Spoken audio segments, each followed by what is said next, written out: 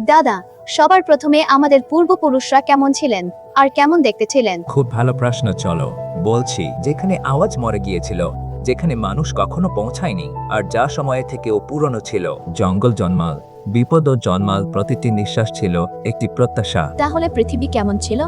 পৃথিবী খুব শান্ত ছিল। খুব বুনো আর খুব পুরনো দা। আমরা কোথায় ছিলাম তখন? আমরা তখনও মানুষ হইনি।